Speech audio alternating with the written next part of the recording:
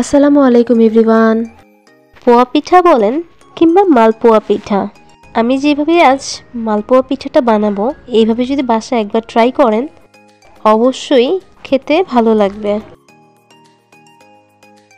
শুরু করা যাক কিভাবে পারফেক্ট মালপোয়া পিঠাটা আমি বানাবো আজকে। আমি অল্প পরিমাণে বানাবো, এর জন্য আমি এখানে 1 কাপ সুজি নিয়ে নিচ্ছি।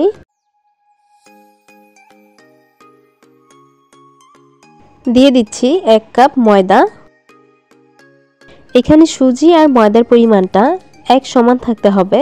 আপনাদের যতটুকু প্রয়োজন আপনারা এই পরিমাপের কমিয়ে বা বাড়িয়ে ব্যবহার করতে পারেন। দিয়ে দিব 1/2 কাপ চিনি। আমি এখানে চিনির পরিমাণটা একটু কম দিব, কারণ আমি পিঠাগুলোকে শিরাতে ভেজাবো। আপনারা চাইলে শিরাতে নাও ভিজাতে পারেন। যদি শিরাতে না ভিজান তাহলে আপনারা এখানে চিনির পরিমাণটা একটু বাড়িয়ে দিবেন। এখন দিয়ে দিচ্ছি সামান্য পরিমাণ লবণ। সবকিছু এখন ভালোভাবে মিশিয়ে নিব।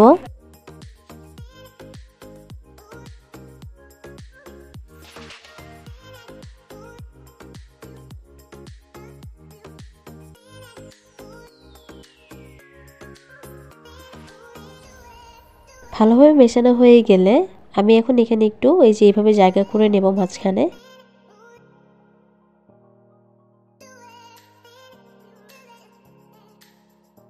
দিয়ে দিব 1.5 কাপ লিকুইড দুধ।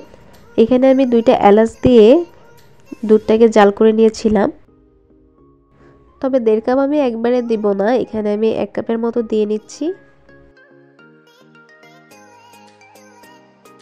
ভালোভাবে মিশিয়ে নিতে হবে, কোথাও যেন কোনো দলা না পাকিয়ে থাকে। একটু আলতোভাবেই মিশাতে হবে।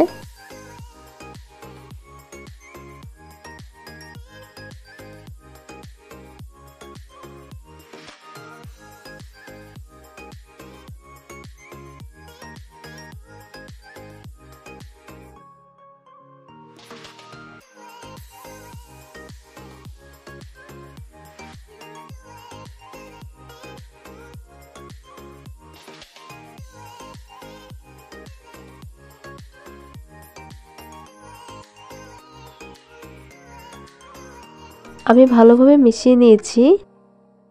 তো এরপর দিয়ে দিব বাকি যে 1/2 কাপ দুধ আছে সেটা।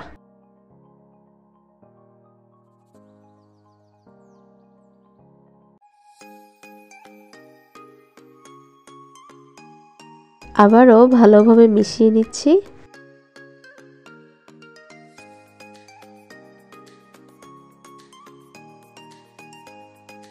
টেক্সচারটা ঠিক এরকম হবে, এর চেয়ে বেশি পাতলা করা যাবে না, তাহলে পিঠাটা পরবর্তীতে শক্ত হয়ে যাবে। এর মধ্যে আমি এখন দিয়ে দিব 1 চা চামচ ঘি। ঘিটা ভালোভাবে মিশিয়ে নিচ্ছি।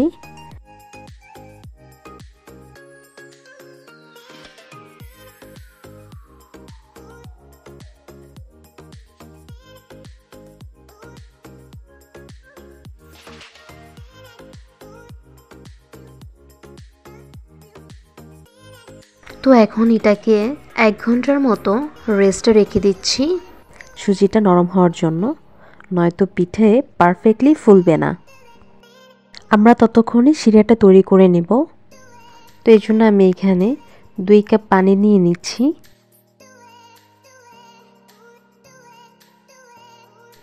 দিয়ে দিব 1.5 কাপ চিনি।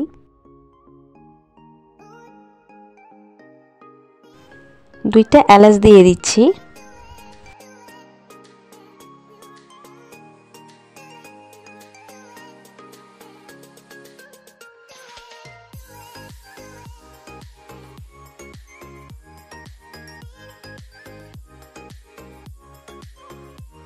কিছুক্ষণ জাল করে নিতে হবে।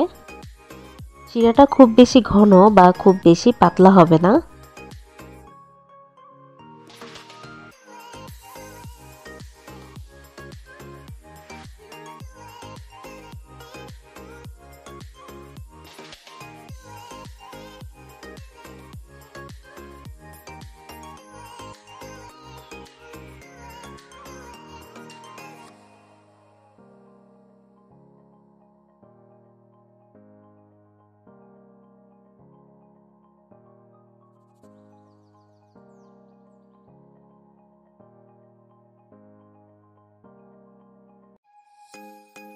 মোটামুটি শিরাটা হয়ে এসেছে, আর একটু সময় জাল করে নিব।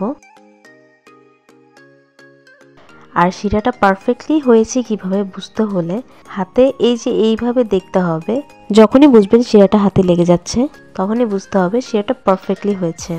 1 ঘন্টা রেস্টের পর আমি এখন পিঠেগুলো ভেজে নিব। প্যানে সাদা তেল নিয়ে নিয়েছি। তেলটা ভালোভাবে গরম হয়েছে কিনা বুঝতে হলে একটু সামান্য পিঠের ডো নিয়ে দিয়ে দিতে হবে। যখনই দেখবেন পিঠের ডোটা তেলে ভেসে উঠেছে তখনই বুঝতে হবে তেলটা পারফেক্টলি গরম হয়েছে। তো আমি পিঠেগুলো ভেজে নিচ্ছি।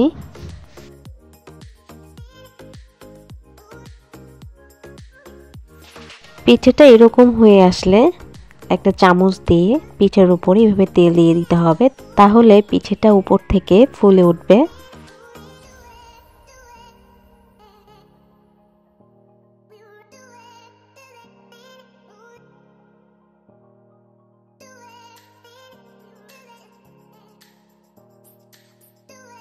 পিঠেটা উল্টিয়ে পাল্টিয়ে ভেজে নিব।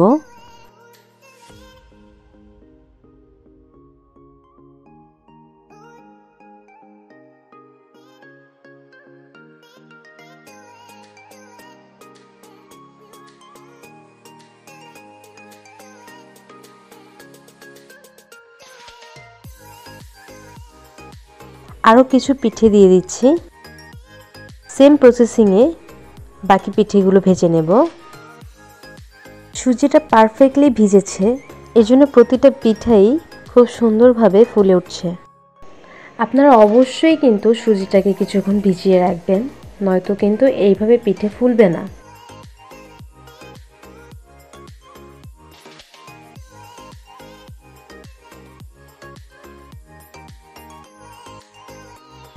চুলার আঁচটা এই পর্যায়ে মিডিয়াম টু লো থাকবে, আর সময় নিয়ে পিঠেগুলোকে ভেজে নিতে হবে, নয়তো উপরে কালার চলে আসবে, ভিতরে পিঠাটা পারফেক্টলি হবে না।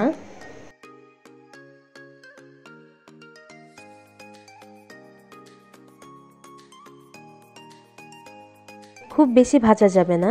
তো আমি এখন এটা নামিয়ে নিব। এভাবে করে বাকি পিঠেগুলো হয়ে আসলে নামিয়ে নিচ্ছি।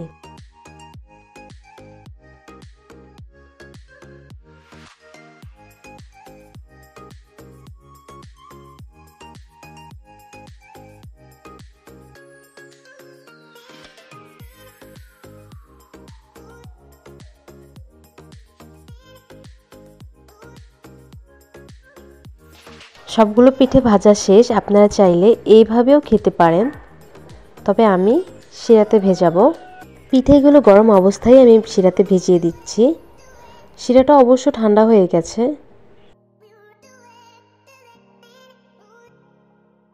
সবগুলো পিঠে দেওয়া হয়ে গেলে আমি একটু নেড়ে চেড়ে নিচ্ছি।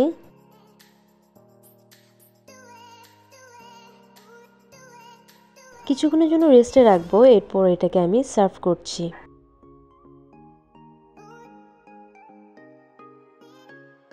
পিঠের মধ্যে শিরাটা খুব পারফেক্টলি সেট হয়ে গেছে। পিঠেগুলো দেখতে কেমন হয়েছে অবশ্যই সবাই কমেন্ট বক্সে জানাবেন।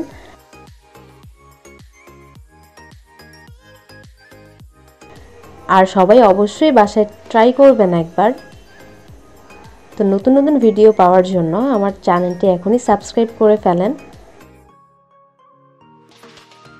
সবাইকে ধন্যবাদ পাশে থাকার জন্য। আসসালামু আলাইকুম।